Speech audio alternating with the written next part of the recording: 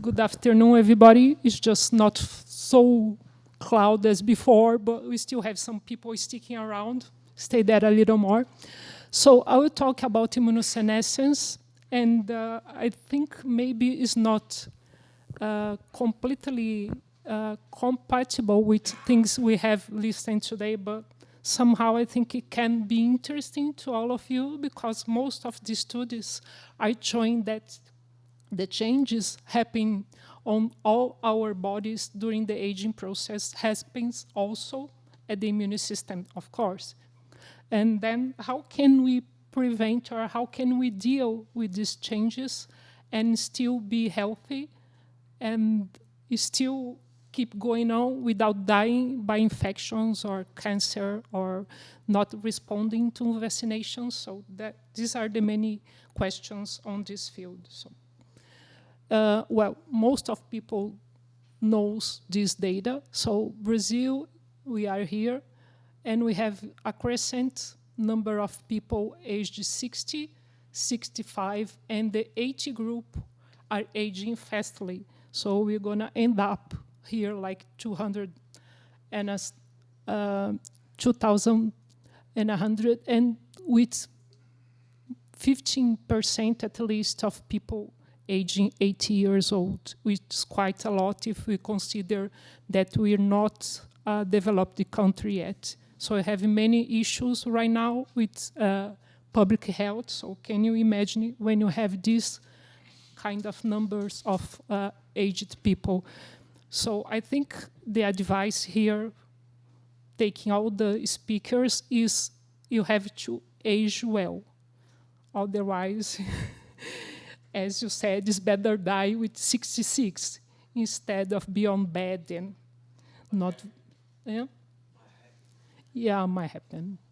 So, as I said, aging is a process that is gonna change the metabolism of your body, the cells and tissues, so it's expected that your immune system is gonna age as well.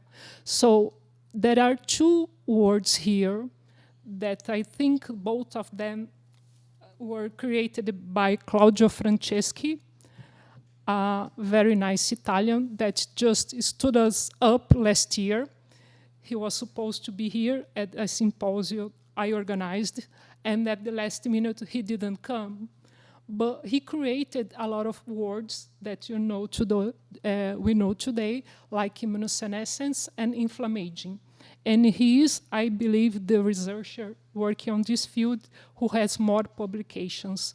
So we have to give the guy some credit, anyhow, even though he is supposed to come and didn't, but next time maybe. So you can age that way, or you can age that way. So considering that immunossenescence and inflammaging are process that you're going through anyway, but how can this not interfere too much with your health and your life, your daily basis life activities, actually? So what's immunossenescence? This name was created by Claudio to all the changes occurring on the immune system during the aging process. And in association, inflammaging was created too, that is more related to a small level of chronic inflammation that is basically measured on CRP, IL-6, IL-1, and TNF. And immunossenescence is linked to increased number of infections. These infections are more vigorous, so one person with pneumonia can die easily if you compare with a person on 38 that can survive to a pneumonia crisis with no problem. So the infections are more vigorous, and the responses to vaccination are not good or not efficient, and also the incidence of tumor is increased. And on the inflammation side, it seems that's more linked to chronic age-related diseases like diabetes, Alzheimer, cardiovascular diseases, and autoimmune diseases. And we don't know when this ends and this start, if they come together. So I have my own opinion, but let's see at the end of presentation if you agree with me. And I think as less you have of both, of course, you're gonna age better. But it seems to me that inflammation is the most dangerous situation because you have all this already going on, and you have an exacerbation of all the chronic diseases as well if you have inflammation in association with immunosenescence. That's my own opinion, but let's see. So I don't know if you can read this, but this is a study I performed with healthy aged people from 80 to 100, is listed here, more or less half men, half women. And what we saw, they have, based on some reference of normal values for aging people, they have more or less good values for all these metabolic cholesterol, triglycerides, glucose, urea, creatinine, and albumin. So we called them health-aged people, but they are after 80s. And after that, we try to correlate this normal metabolic profile with the changes on the immune system. So to explain you better what we analyzed, I will show you the changes occurring on the immune system that are already on literature. So if we take the bone marrow, the producer of all the progenitor cells, we can observe that on the aging process, we're gonna end up with less leukocyte cells that are the white cells, which should protect us from all the infections and cancer as well. And these cells, for some reason, they decrease in numbers during the aging process. So what has been shown is that the hematopoietic tissue is substituted by adipose tissue. So you have more fat inside of your bone and less hematopoietic system. And that's why is one of the explanations for the lowest numbers of leukocyte cells leaving the bone marrow.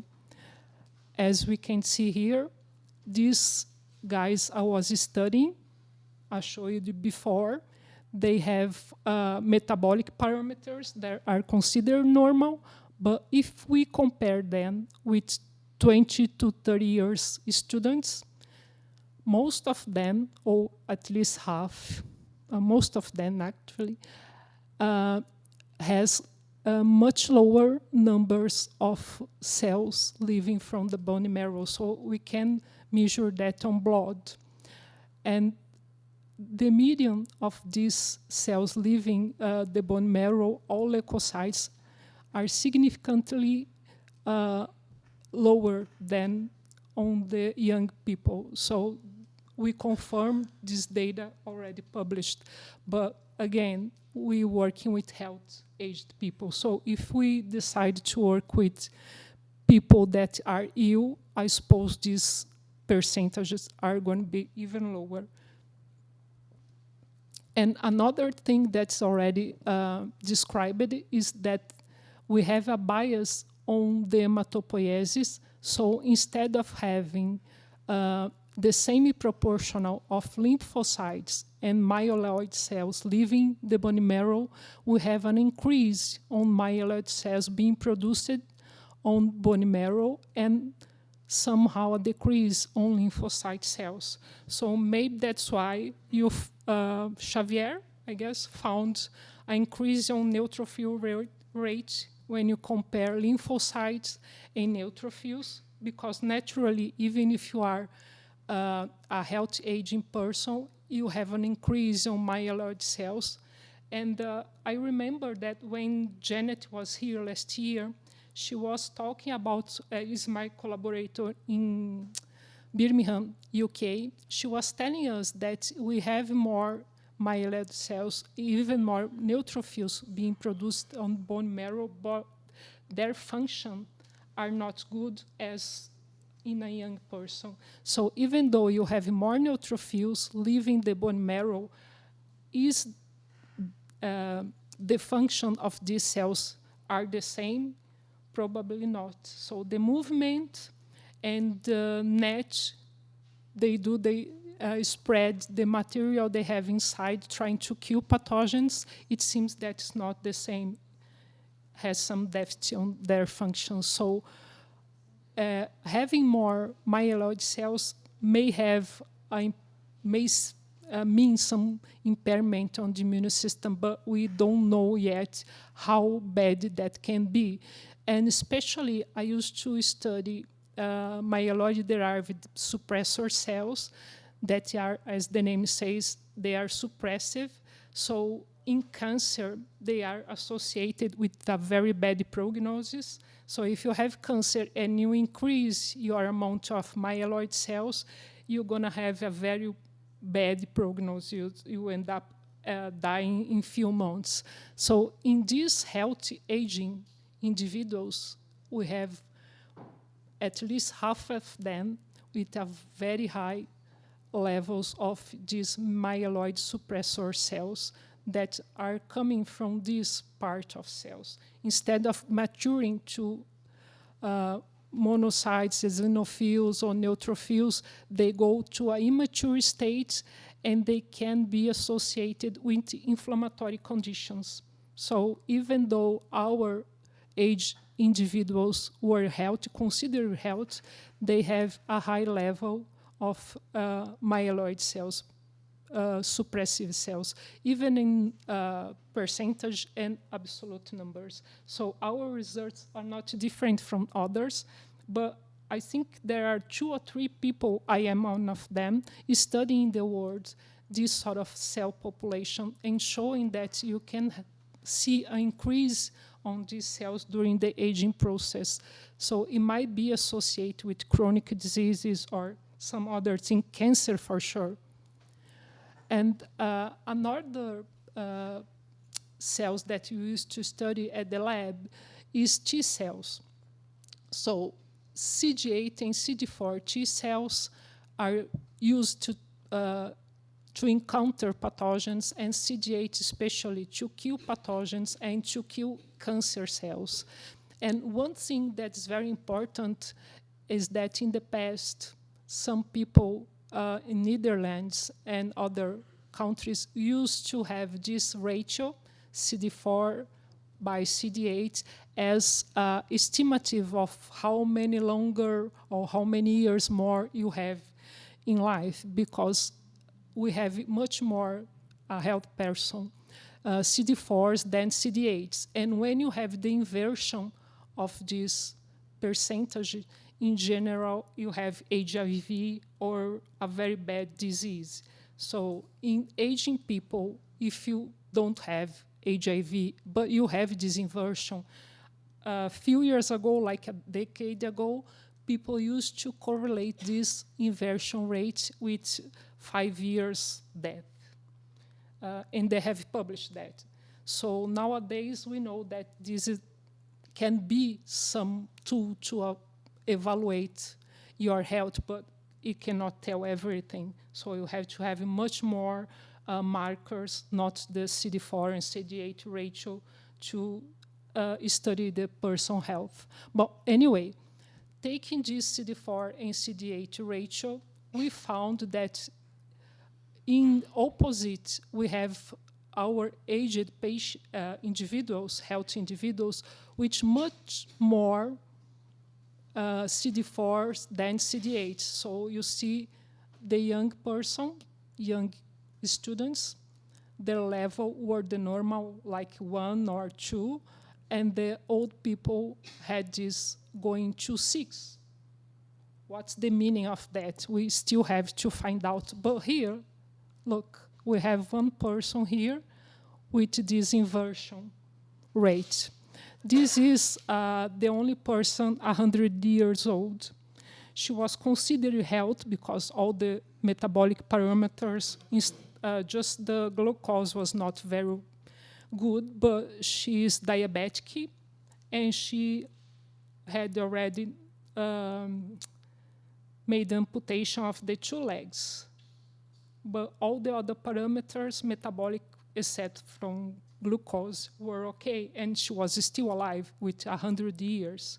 But you see here, she has the inversion, CD4 and CD8 ratio.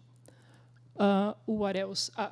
We see CD4s and CD8 cells, and we just saw an almost significant difference here on CD8s, but was not that dramatic. So our aging individuals were more or less similar to the young ones, considering CD4 T cells, and almost similar considering CD8 T cells.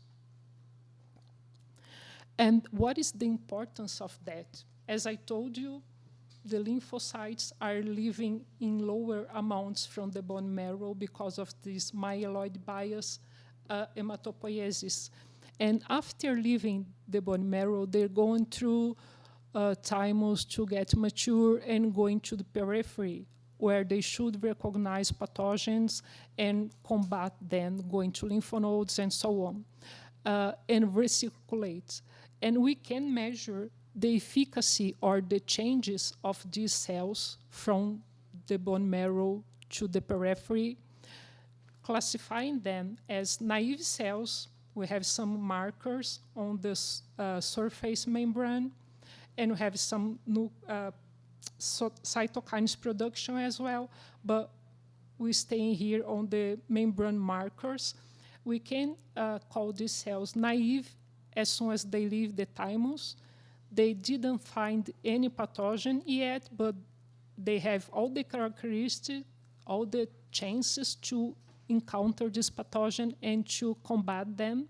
So they have these 2 markers, CCR7, that's a marker for migration, and CD45RA, that's a marker before activation. So as soon as these cells find some pathogen, they get activated, they lose this CD45RA, and eventually they can have this CD45RA again.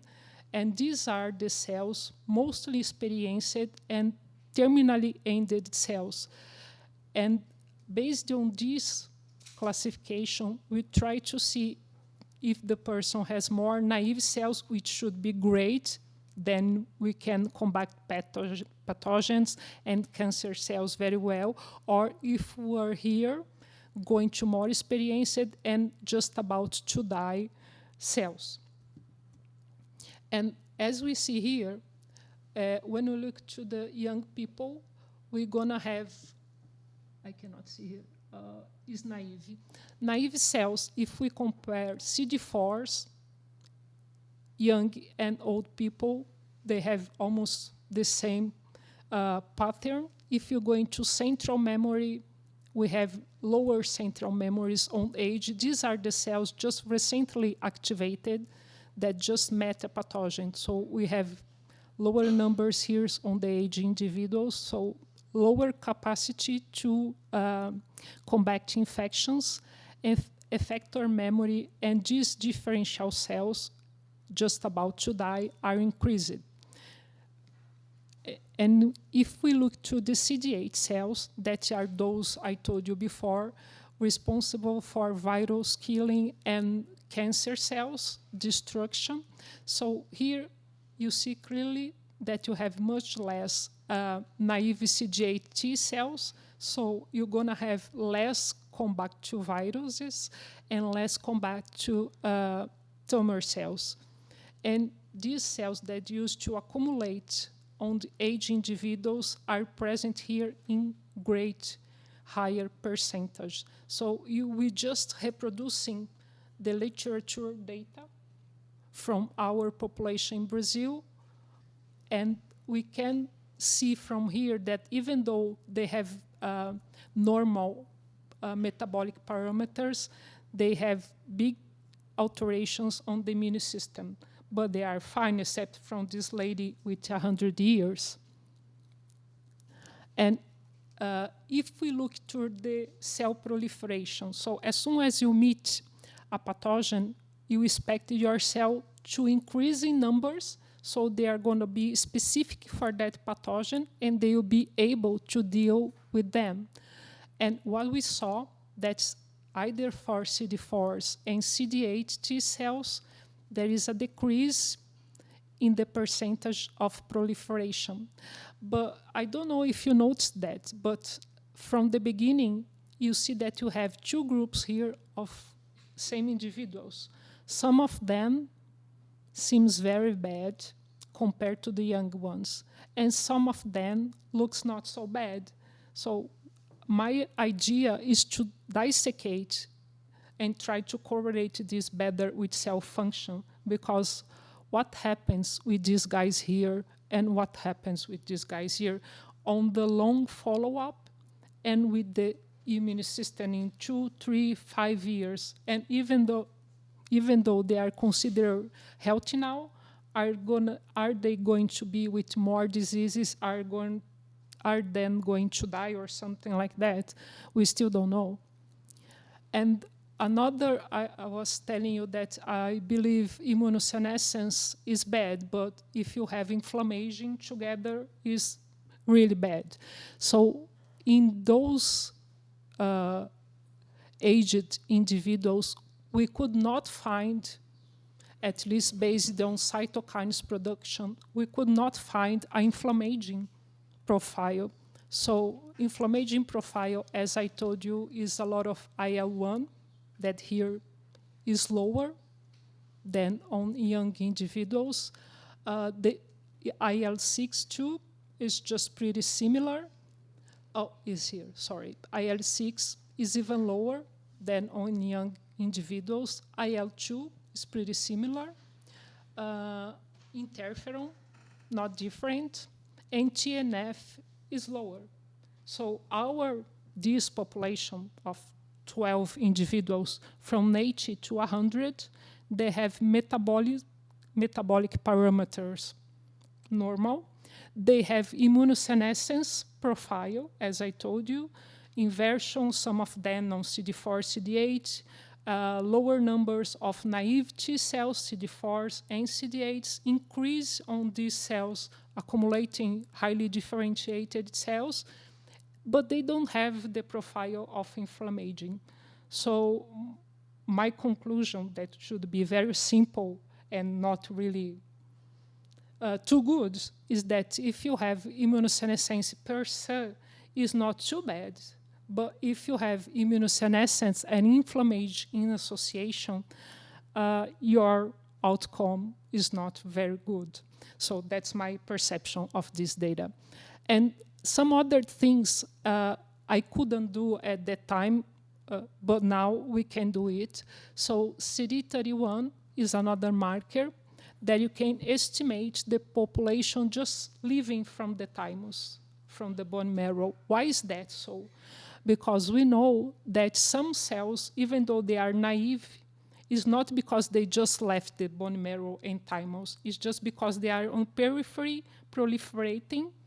We call that homeostatic proliferation. That's because of IL-7 and IL-15. So they just need to keep numbers. So otherwise, the individual cannot fight any pathogen. But they are not just living from the bone marrow and thymus. So in this case, when you measure CD31, this is the marker that just have on the cell as soon as they leave the bone marrow and the thymus. The first encounter with any pathogen, this marker just disappear. So now I have the condition, these are not my data, but I have the condition to show the same thing here. You see, CD31 is high when you are young, and CD31 is decreasing as soon as you get aged, meaning that your bone marrow and your thymus are not working more as before. So it's a possible marker too that you can apply here too. And another thing that I'm still not doing is this T-cell receptor excision circles is the same. as soon as your cells are leaving from thymus, they have this marker that's called track. As soon as they get on periphery and they start proliferating and recognizing new antigens, they're going to losing this marker, and then you can estimate in a young person how many tracks they have, and in an old person, you see that data I showed you with a lot of memory cells accumulating on periphery.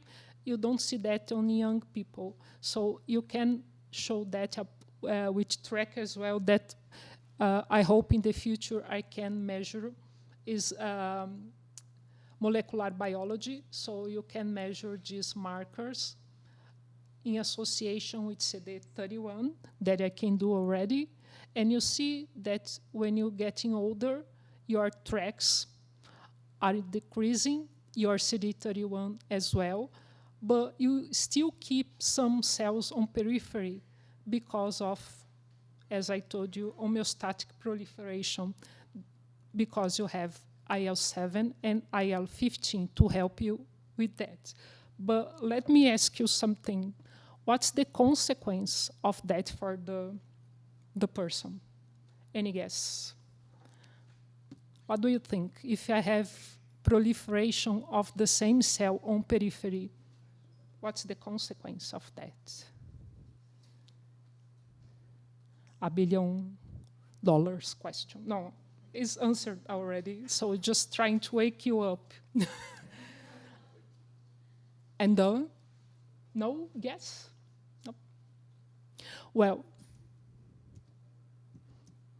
what happens is, after so many homeostatic proliferation, you're going to end up with no telomeres on your chromosomes. Have you heard of shorter telomeres? Next time you meet your friends, you can tell them, you know what shorter telomere is? Think about that. So a shorter telomere means that you cannot divide your cells anymore, because you have been dividing them so much, because you don't have more cells coming from bone marrow, then you have to proliferate them on periphery. So anytime you do this, you don't have your telomeres covering here anymore.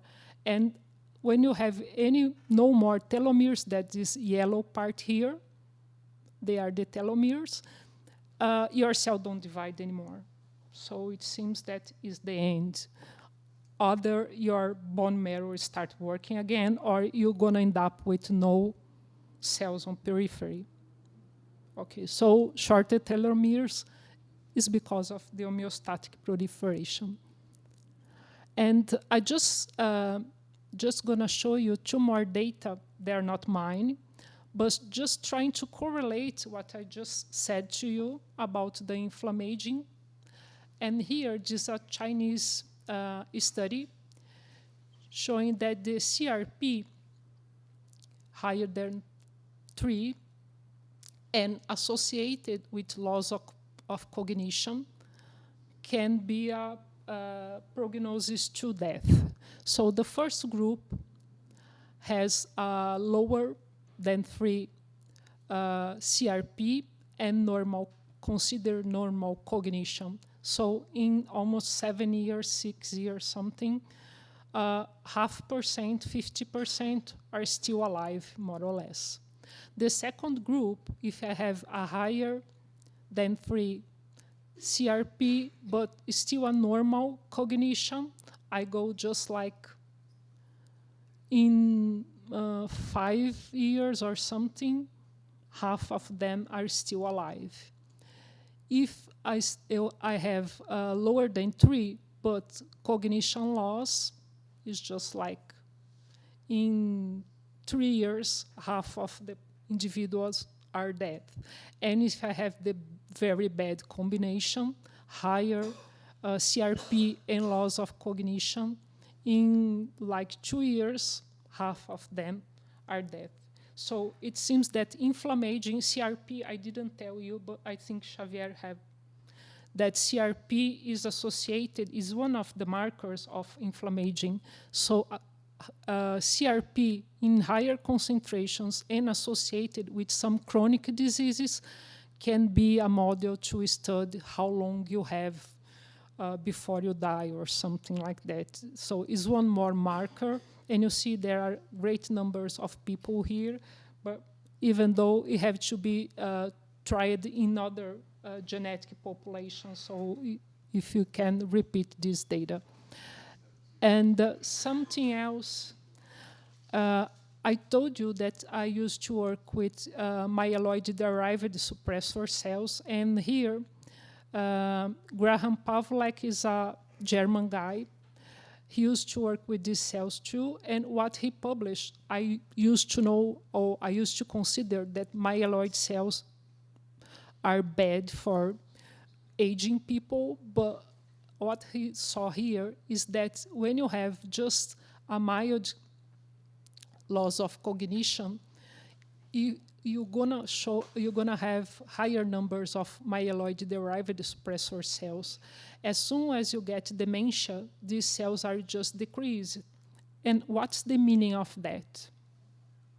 Again, wake up.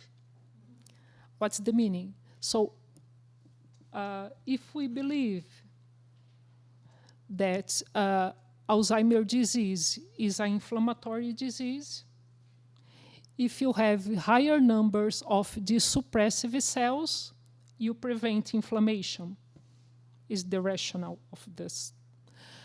As soon as you're losing this number of cells, you can develop Alzheimer's. But look here, the healthy people does not have much of myeloid, so how can we explain that myeloid cells can be good and can be bad at some time and can be normal, regular? So that's why we cannot, it's impossible to use one single marker or one single parameter to evaluate aging people. So you have to combine all these markers and try to make a story or try to understand how the immune system is aging and how you can try to improve that. So is there any factor you can inject and try to make the bone marrow work better to produce more cells and not just more myeloid, but equal amounts of myeloid and lymphoid cells? You can try to prevent cells to be inflammatory. Is there any way we can manage this? So that's a good question, but I don't have the answer anyway. And I think this is, so if I have increase of these cells, I will prevent the impairment in development of Alzheimer's disease. It's just so strange to me, but is what this article says. And well, as I don't have all the tools to study all these things, is why we created in 2015 or 16 a group with Birmingham University in UK. This is Janet Lord. And we have this workshop here, and with a lot of students from Brazil and UK, and some professors. I think Maisa is here, and some others. And since there, even before CapSprint, I was trying to join people from other countries to improve my studies, to have other experiences. And with CapSprint, this is getting bigger, and I'm very happy, actually, for this. So after meeting Janet, we published a book, so the Aging Immune System and Health, where many contributors talking about cancer and neutrophils and adaptive immune responses and so many other things, lung functions, liver functions, and how we can age healthily, or try to. And because of that also, we coordinated a topic research on frontiers in immunology in the same year with the same topic, and trying to join people working on the same field and trying to realize what to do to get longevity with health. And last year we had this symposium. This is Claudio Franceschi, the Italian guy that should appear, and he didn't. So the guy who named it Imunossenescence, inflammation, we were expecting here, but he didn't come anyway. So we had these other people from here and from outside talking about the aging process, not only immunosenescence, but the clinical consequences of getting aged. And now we're coordinating again another frontiers based on the symposium from last year and try to understand better how the immune system changes can change your way of life of aging, actually, and what you can do to do the best with the time you have here getting aged. So you do exercise, you do computer games, you do socializing, you do reading. What should we do to try not just help your metabolism, but also your immune system? It has been proved that exercise, for instance, and diet can change a lot on the immunosenescence, can improve a lot the changes on your immune system. So that's my message. Any people that have contributions to this study is very welcome. Thank you.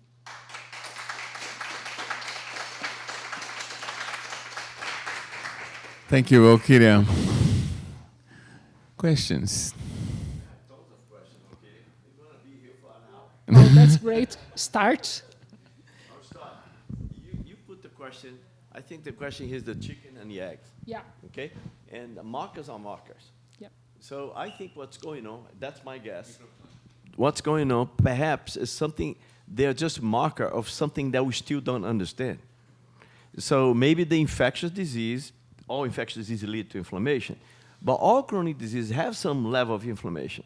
We had a conference in Greece way back, and everybody was looking for the common element. They found endothelial inflammation as the common element of cancer, cardiovascular, diabetes. Well, endothelial inflammation is inflammation.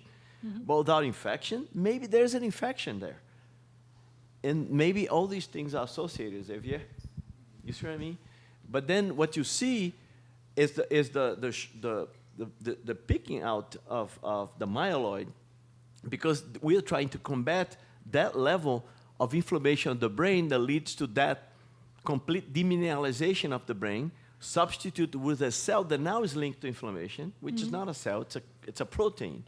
So proteins are formed out of inflammation, fibrin, all of those things. So I think we're just seeing mark of this fight, and then it go up and down. So maybe that's why the myeloid ratio to the lymphocyte, it's a predictor of something to come, but once it happens, it should go down.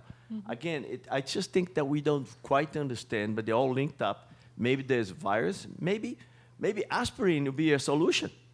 Maybe try 6 months of aspirin to every old person here, and another group without aspirin, and let's see what the immunossenescence age is doing, because there's a clearly anti-inflammatory, and also, prevent thromboembolic event. So, who knows? I'm just wanted to have your opinion on that. Completely right. Yep.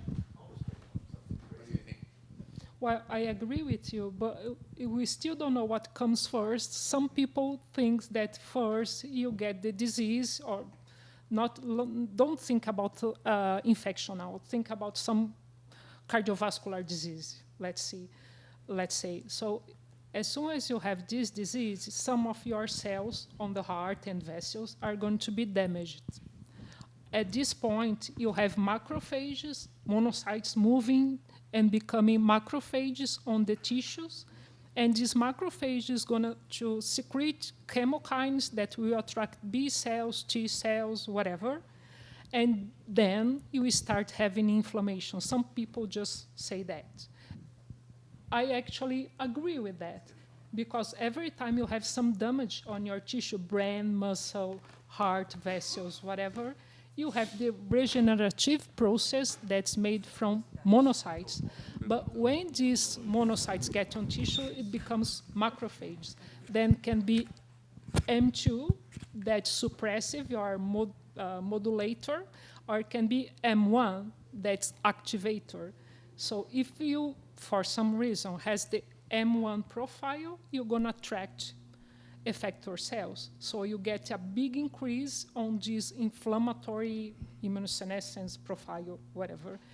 But the opposite, you're getting older, let's think the other way around. You're getting older, your immune system is getting activated because of so many infections you had in life. So you have this pool of terminally differentiated cells that are there. So any single infection you have has nothing to do with that pool, but this pool somehow on cross reaction is going to expand more and more and more, and you have more inflammation. These cells, for some reason, going to migrate to some of your organs and start the inflammatory process.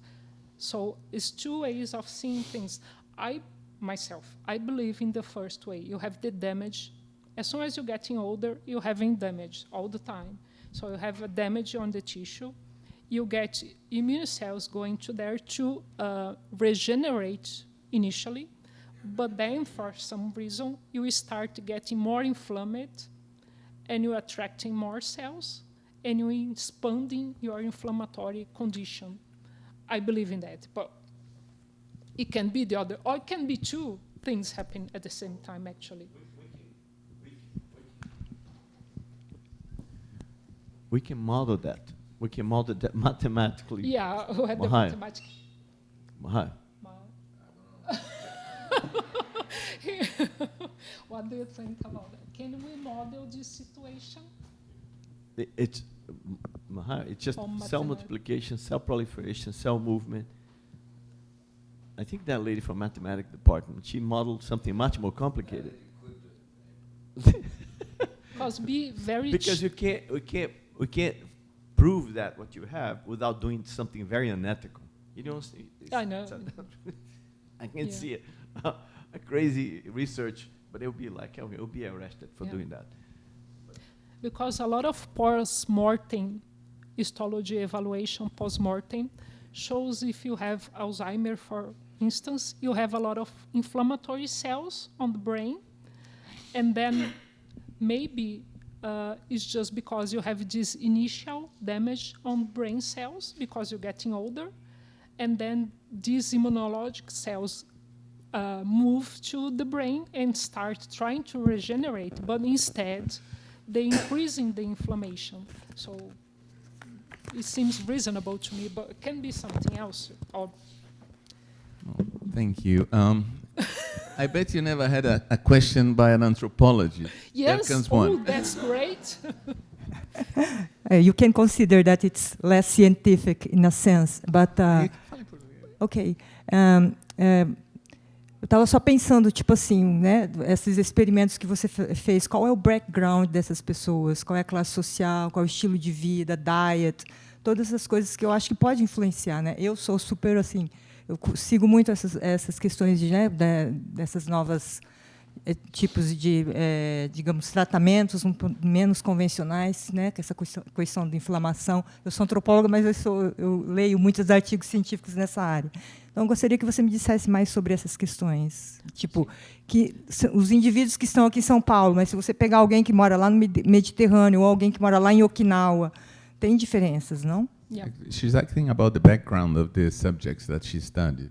Yeah, well, those healthy individuals are not from Luiz cohort. It's from Saúde Pública, USP. So they are from everywhere in São Paulo city. So big São Paulo metropolis. So poor people, rich people, but I don't have, because the data bank is from there. I don't have assets now, but I can check on that. So I think it's a mix of people, but for sure has a lot of genetic interference. So but my results are just similar to worldwide results. So you can find these results from Japan, from Italy. So it's a general change, the immunosenescence part, I mean. So you have all these decrease on naive, increase on highly differentiated cells, but I didn't find what all the people say they find. I didn't find IL-1, I didn't find IL-6, and TNF.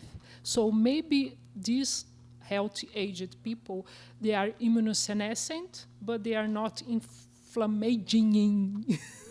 So you have to follow them for some period, and at the end of, like, say, 5 years, they're still alive, the immune system is still the same, is worse, is better.